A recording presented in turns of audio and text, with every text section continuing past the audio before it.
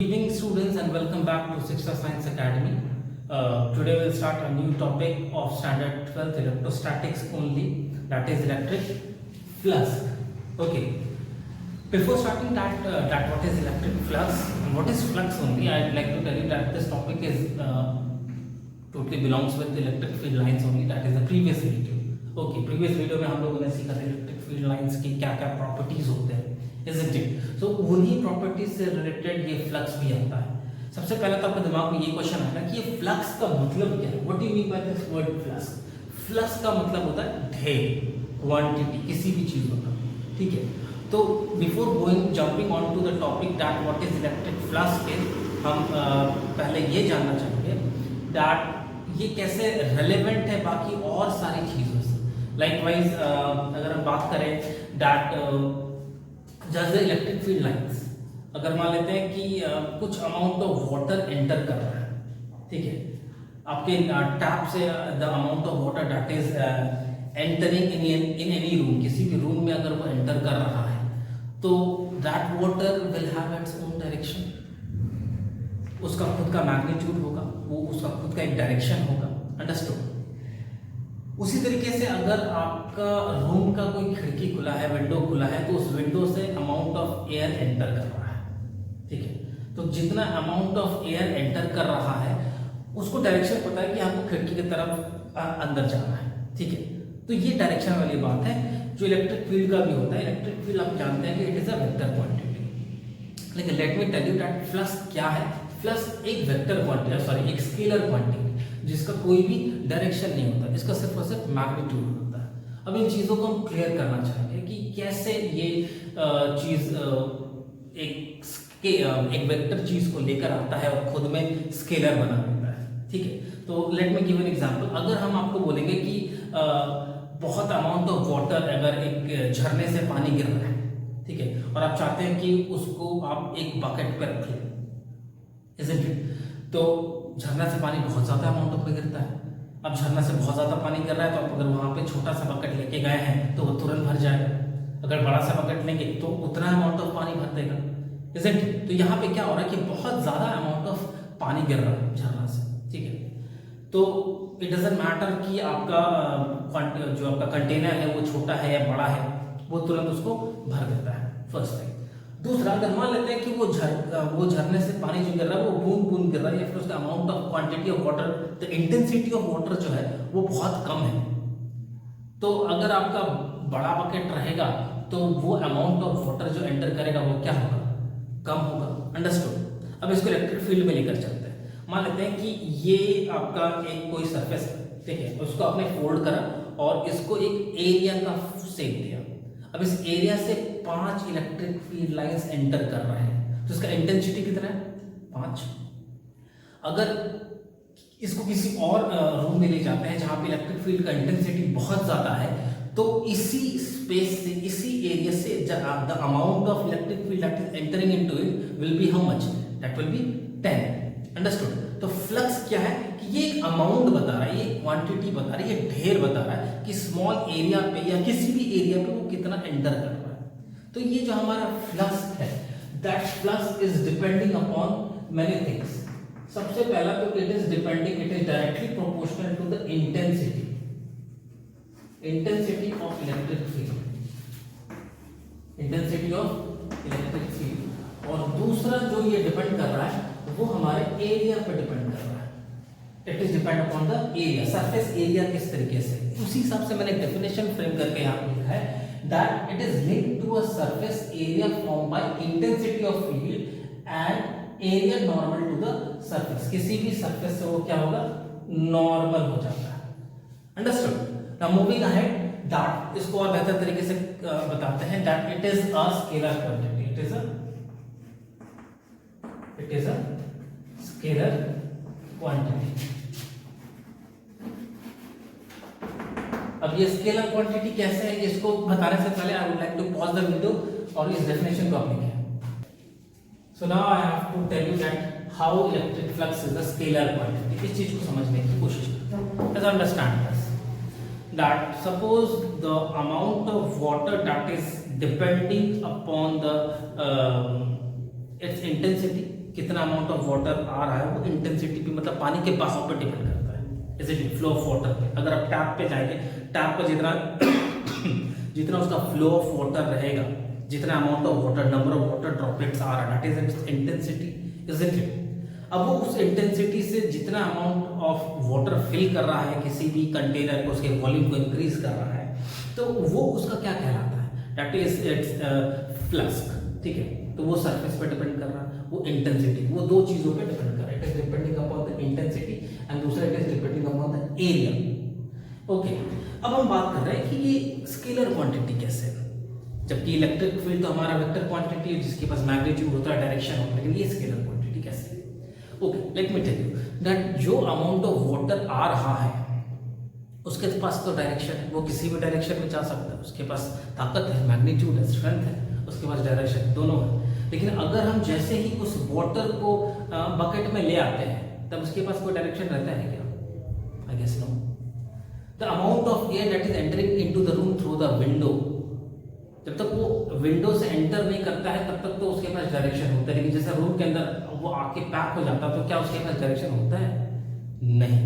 Understood.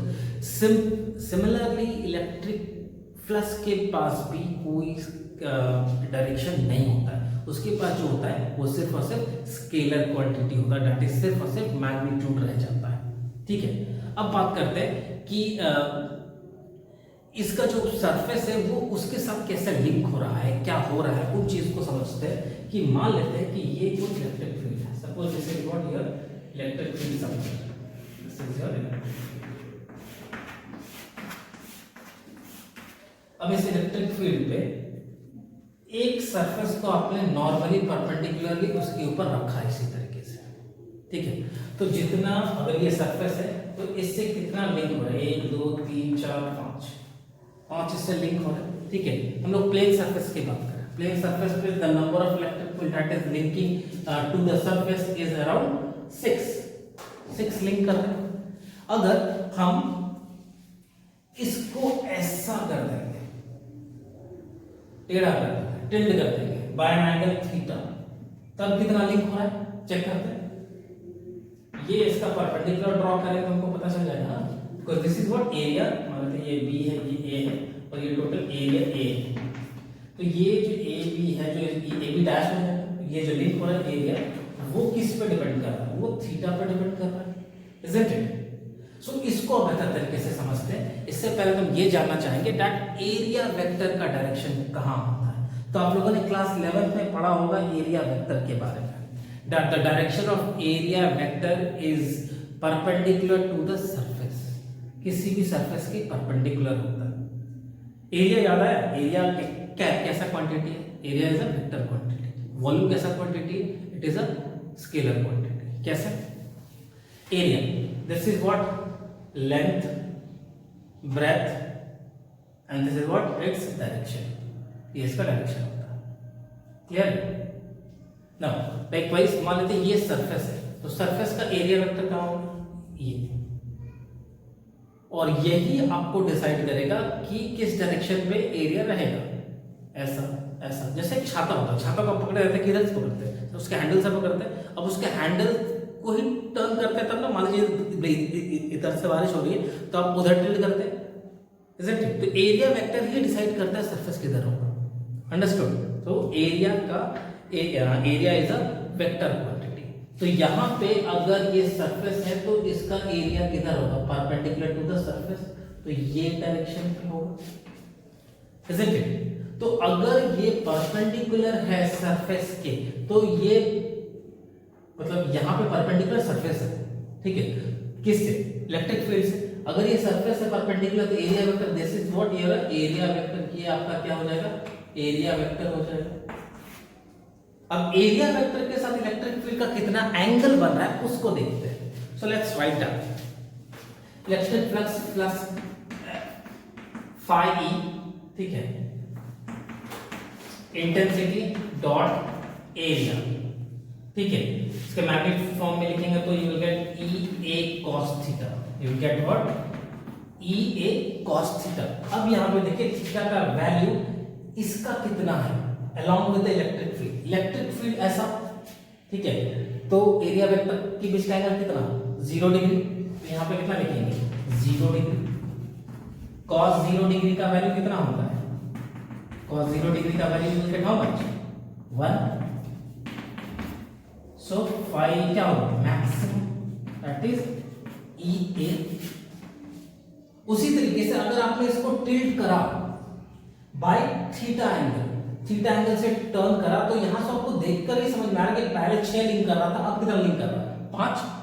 तो उसी तरीके से जितना एंगल पे आप यहाँ पे इसको टिल्ट करेंगे वो एंगल यहाँ पे पुट कर देंगे, जो एंगल का वैल्यू होगा यहाँ पे पुट करेंगे, आपको समझ में आएगा कि कितना इलेक्ट्रिक फ्लक्स लिंक कर रहा है। अंडरस्टूड भाई। जैसे आप लोगों ने area of parallelogram law of vector में पढ़ा था ना, A into B into sine theta पढ़ा था ना, ए बी साइन थीटा। तो ए बी इनके बीच का साइन थीटा का वैल्यू कितना है 0 डिग्री। अंडरस्टूड, तो उसका वैल्यू कितना है 0 है। तो उसी तरीके से यहाँ पे यू विल यूज व्हाट, अगर इसका मैग्नेटिक फॉर्म लिखते तो cos थीटा यूज करते हैं। ये भी आप लोगों को पढ़ाया गया है वेक्टर में, इजंट इट। याद रहे स्टूडेंट, वेक्टर अगर नहीं आता है तो इलेक्ट्रोस्टैटिक्स में बहुत दिक्कत होने वाली है। ठीक है, फिर भी हम चीजों को आपको बहुत बारीकी से बताने की कोशिश करेंगे। अंडरस्टूड, तो यहाँ तक आप बेटर समझ में आ रहा है आपको कि क्या है, ये कब का है। This is for the plane surface, this is for what plane surface. Plane surface पे आपका इलेक्ट्रिक फ्लक्स क्या होगा, electric flux for the plane surface. Plane surface पे क्या होगा, वो नॉर्मल खिसेगा। Likewise these are the electric field lines and this is what surface which is plane. तो इनके बीच में 90 डिग्री है, लेकिन ये एरिया है, ये एरिया सरफेस है, सरफेस एरिया। याद रहे एरिया वेक्टर ये है, दिस इज इसके 90 डिग्री। तो एरिया वेक्टर और इसके बीच का एंगल कितना है 0 डिग्री, दोनों की डायरेक्शन पे। तो डोंट बी गेट कंफ्यूज, ये है सरफेस एरिया और ये है एरिया वेक्टर, दो अलग अलग चीजें हैं। अंडरस्टूड, ये एरिया का डायरेक्शन है, दैट इज एरिया वेक्टर। तो एरिया वेक्टर के साथ इलेक्ट्रिक फील्ड का एंगल कितना बन रहा है 0 डिग्री बन रहा है भाई। अंडरस्टूड, अब बात करते हैं दैट इलेक्ट्रिक फील्ड अगर आपका नॉर्मल टू द सरफेस रहेगा, मतलब अगर इसको हम सरफेस को ऐसा कर देंगे, सरफेस को ऐसा कर देंगे, मान लेते हैं कि आपके पास इसे दम करो, wait I'm running all these spiral quantity आपको समझ में आ गया। अब हम बात करते हैं electric field normal to surface.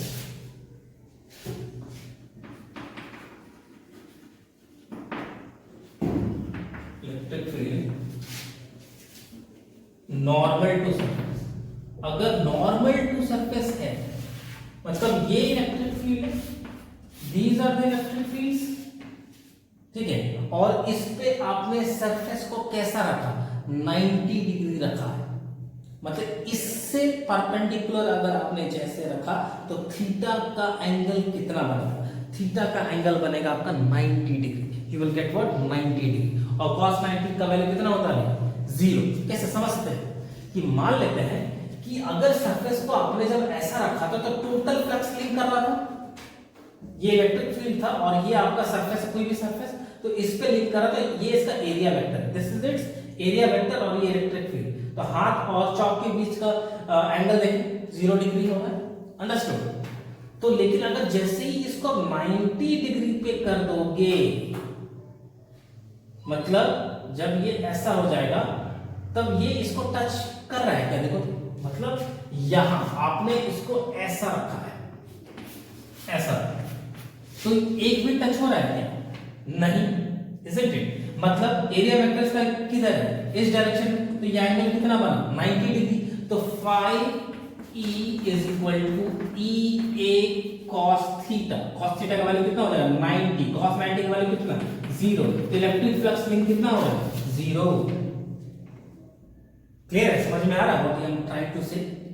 चलो ये तो क्लियर हो गया कि अगर वो पैरेलल टू द सरफेस है या नॉर्मल टू द सरफेस है तब क्या होगा। अगर मान लीजिए मेरा इलेक्ट्रिक फील्ड अगर यूनिफॉर्म था ना, यूनिफॉर्म इलेक्ट्रिक फील्ड, अगर हमारा इलेक्ट्रिक फील्ड नॉन यूनिफॉर्म रहा उस केस में क्या करेंगे, sorry, now for non uniform electric field, for non-uniform electric field. non-uniform electric field तो आप समझ सकते हैं, मान लेते हैं अगर आपका कोई भी सरफेस ऐसा है, ठीक है, तो मान लेते हैं यहाँ पे ये सरफेस है, तो यहाँ पे इलेक्ट्रिक फील्ड आपका ऐसा हो सकता है, ऐसा हो सकता है, ऐसा हो सकता है, it may be like this, ठीक है, ऐसा हो। तो ये इसका सरफेस है, सरफेस के साथ हमारा एरिया वेक्टर ये होगा, ये इसका डायरेक्शन बन रहा है, तो ये थीटा बन रहा है। रिपीटिंग दैट, इस स्मॉल एरिया के लिए आप ds नाम दें, क्या नाम देंगे? ds, स्मॉल एरिया, ये इलेक्ट्रिक फील्ड का डायरेक्शन। अब ये सरफेस हमारा ऐसा है, तो ये इधर इसका एरिया वेक्टर होगा, ये डायरेक्शन इसका, ये थीटा, ये सरफेस इसका ऐसा, तो ये हमारा इसको परपेंडिकुलर, ये इसका डायरेक्शन हो गया इलेक्ट्रिक फील्ड का, और ये इसका एरिया वेक्टर ds, ये एरिया वेक्टर है ds। तो यहाँ पे भी ds उसी तरीके से यहाँ पे बनाएंगे। अब इस केस में कैसे निकालें, how to find all these things. अब यहां के लिए आप चलिए एक के लिए write phi e ds cos theta, ठीक है। अब इसके लिए अलग से लिखना होगा, प्लस इतना, फिर इसके लिए प्लस इतना, plus e ds cos theta, इसके लिए plus e ds cos theta. इतना अगर बहुत सारा सरफेसेस रहेंगे तो उन सबको आप क्या करते हो, याद करो, उन सबको आप इंटीग्रेट करते हैं। You do what, integrate. आप यहाँ पे मान छोटा d5, तो आपको इंटीग्रेट करेंगे दोनों side, you will get 5, you will get the whole sum of e ds cos theta. और आप कहां से कर रहे हैं, सरफेस, पूरे सरफेस, तो surface to 1 that you are supposed to write. e ds cos theta का आप क्या करेंगे, इंटीग्रेट करेंगे। जब कब, जब when you are having what, non uniform electric field. इस केस में आप ऐसा ही करेंगे। कोई दिक्कत यहां तक नहीं?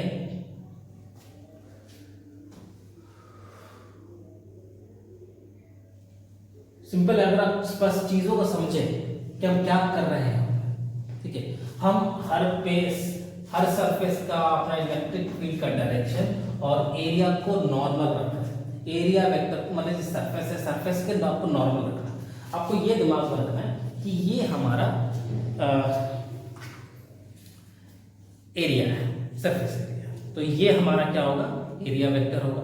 अब किसी सरफेस पे इलेक्ट्रिक फील्ड ऐसा आ रहा है तो सरफेस ऐसा आएगा, तो एरिया वेक्टर देख ले, ये जा रहा है हमारा इलेक्ट्रिक फील्ड और ये हमारा है एरिया वेक्टर, तो इनके बीच का एंगल क्लियर। अब सरफेस यहाँ पे है तो ये इनके बीच का एंगल 0। अब ये ऐसा है तो सरफेस ऐसा 0, तो उसी तरीके से हर जगह चेंज करेगा। ऑन द अनइवन सरफेस पे आप ऐसे ही करेंगे, हर जगह इंटीग्रेट करेंगे। क्लियर है, समझ में आ रहा है हम क्या कहना चाह रहे हैं। अब नेक्स्ट करते हैं हम लोग, अगर कोई भी सरफेस ऐसा रहे जहां पे पूरी तरीके से बंद रहे, लाइक वाइज दिस, ये एक सरफेस है, 1 2 3 4 5 6, हर तरफ से वो क्लोज रहे, तो क्लोज सरफेस के लिए क्या करें। Suppose you are having this close surface,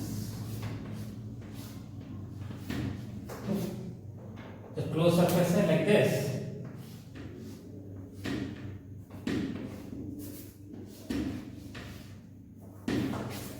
इस केस में क्या करेंगे, तो यहां पे भी दो अलग अलग केसेस आएंगे, एक एक्सटर्नल फील्ड के लिए, एक इंटरनल फील्ड के लिए। तो मान लेते हैं फॉर एक्सटर्नल फील्ड, इसे रब कर दो,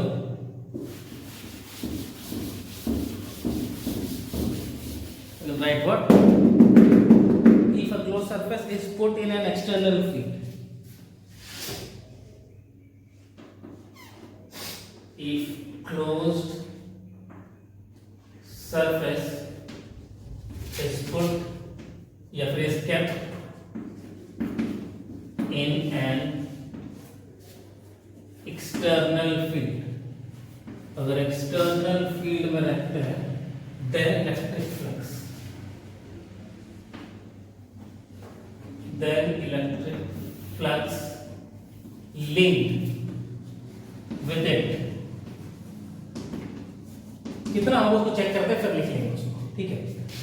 अगर ये सरफेस है तो उसका एरिया वेक्टर परपेंडिकुलर, ये इसका एरिया वेक्टर, ये इसका एरिया वेक्टर, ये इसका एरिया वेक्टर, नीचे वाला का एरिया वेक्टर। समझ रहे? एरिया वेक्टर किधर है? इसका एरिया वेक्टर इधर, इसका एरिया वेक्टर इधर, इसका एरिया वेक्टर इधर, इसका एरिया वेक्टर इधर, इसका एरिया वेक्टर इधर।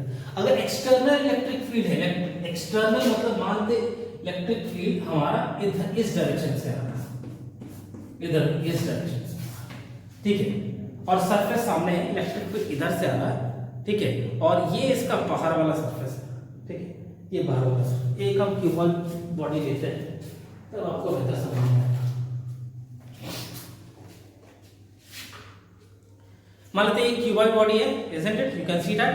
तो ये यहाँ पे इसका एरिया वेक्टर, यहाँ पे, यहाँ पे, यहाँ पे, यहाँ पे, यहाँ पे, हर जगह होगा। एक्सटर्नल फील्ड मतलब इलेक्ट्रिक फील्ड इधर से आ रहा है, तो अगर आपने इसको यहाँ पे रखा है तो इसके साथ इसका एंगल कितना बनेगा? ये इधर, ये इधर, मतलब कितना एंगल है? cos 180 degree. इसके साथ cos 0 डिग्री, इसके साथ cos 90, इसके साथ cos 90, इसके साथ cos 90, इसके साथ cos 90, इसके साथ cos 90, ठीक है। तो यहां वाला इलेक्ट्रिक फील्ड के साथ cos 180 बनेगा, मतलब -1 बनेगा। तो phi e is equal EA cos 180 degree. cos 180 degree का वैल्यू कितना होता है? -1। दूसरा इधर वाला के साथ EA cos 0 डिग्री।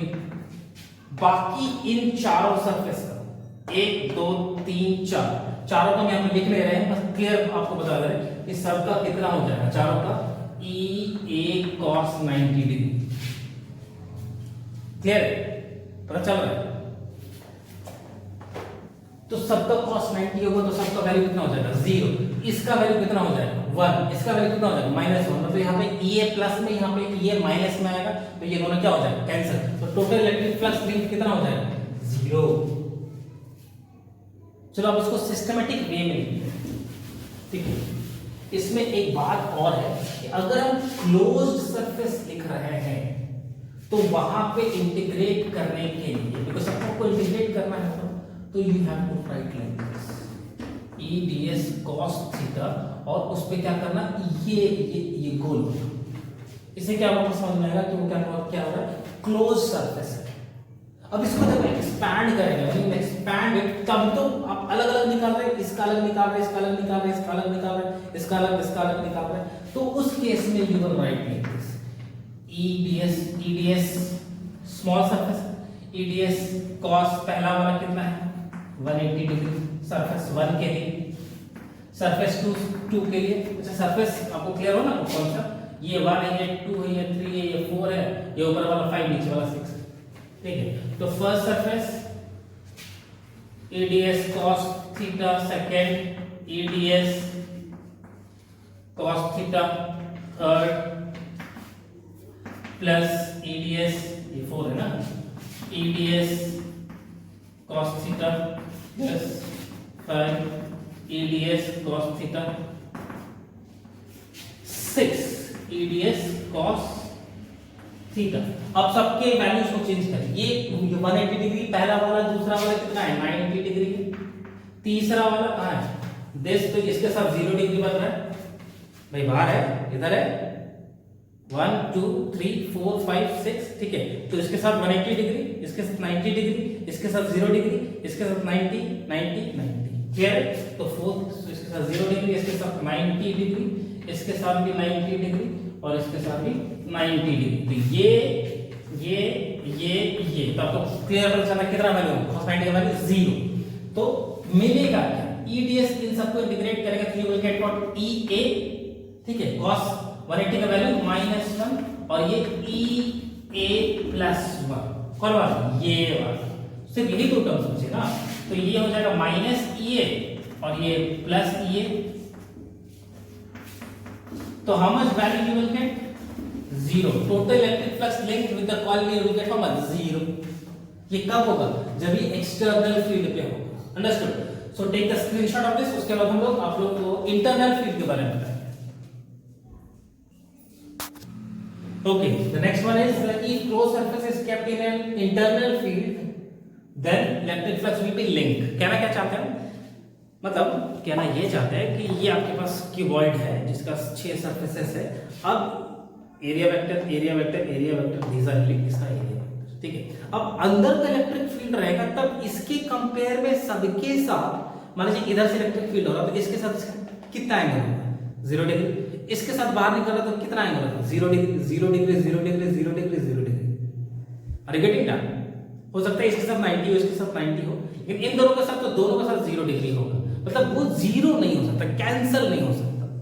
इन दोनों का साथ तो 0 होगा. Are you getting that? Because वो एक्सटर्नल नहीं, इंटरनल फील्ड है. तो यू विल गेट, यहां पे इलेक्ट्रिक फ्लक्स लिंक होता है. कब?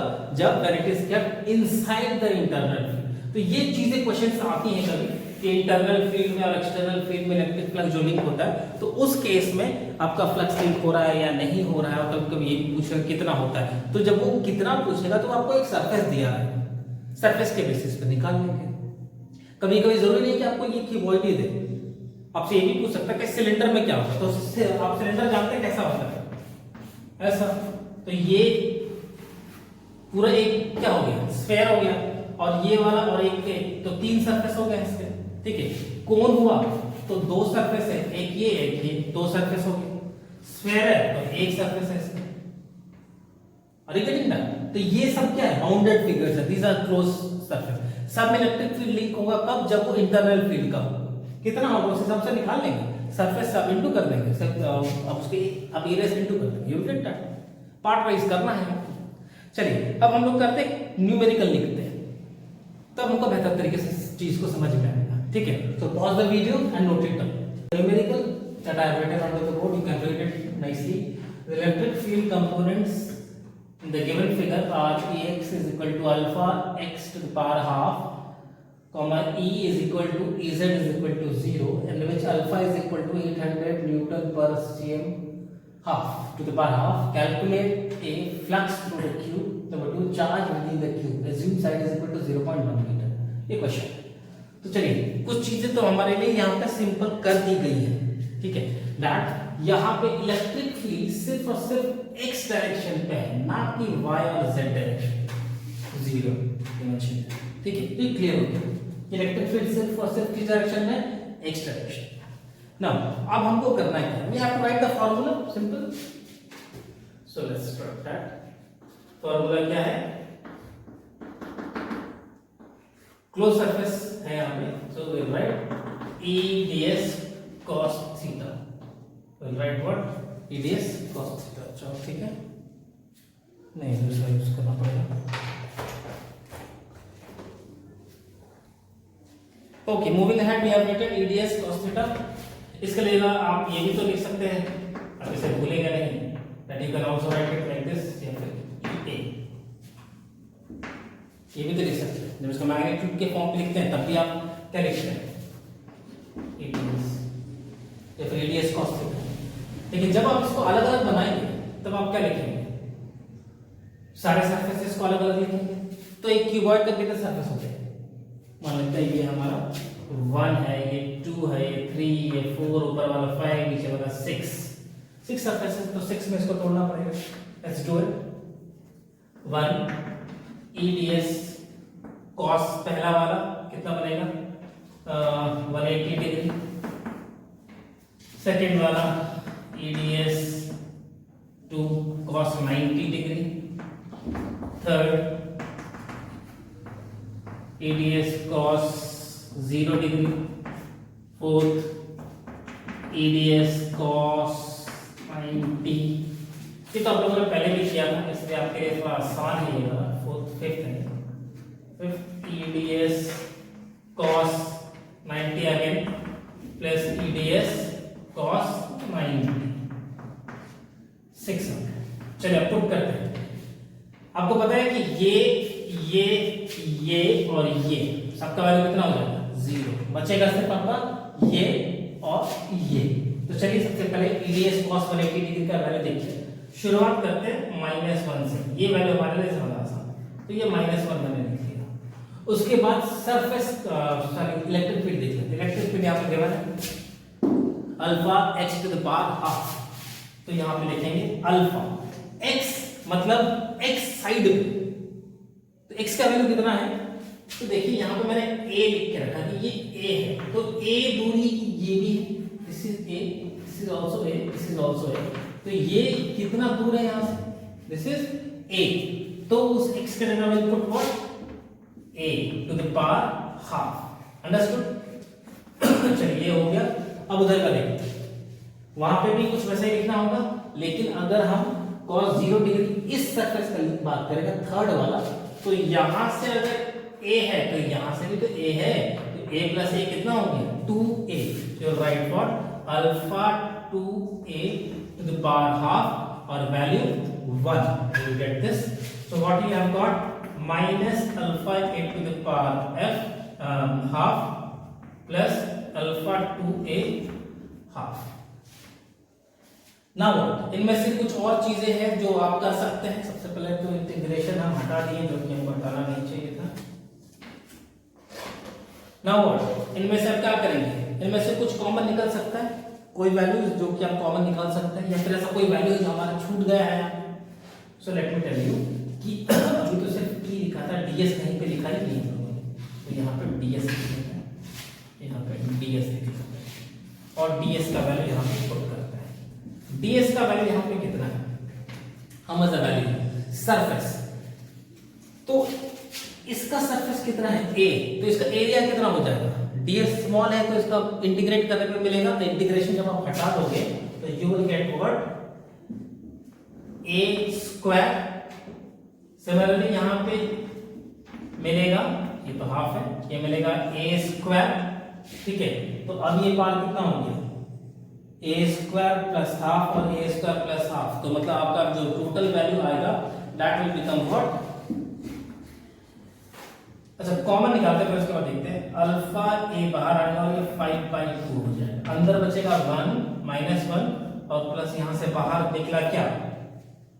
यहाँ से आपका बाहर निकला, ये बाहर निकलेगा तो सिर्फ ये रह जाएगा और बच जाएगा हमारा √2 का वैल्यू कितना होता है भाई? मुझे नहीं से बताइए भाई। √2 का वैल्यू होता है 1.414, तो इसका वैल्यू हो जाएगा हाफ a 5/2 0.414, ठीक है। नाउ मूविंग अहेड,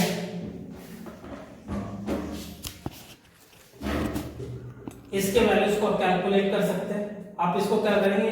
a का वैल्यू को पुट करें, अल्फा का वैल्यू को पुट करें और उसके बाद इसको इस फॉर्म पे लेकर a का वैल्यू आपको यहाँ गिवन है 0.1 मीटर, ठीक है। सो आप यहाँ तक करें, उसके बाद हम आपको बताते हैं। Take the screenshot of this, उसके बाद हम आगे इसको बता रहे हैं। Check out the values what I have written. वहां पे आपको जो वैल्यू मिला था वो 0.1 था। 0.1 को can be written 10 to the 10 inverse 1 to the power 5/2 और ये 0.41 तो था।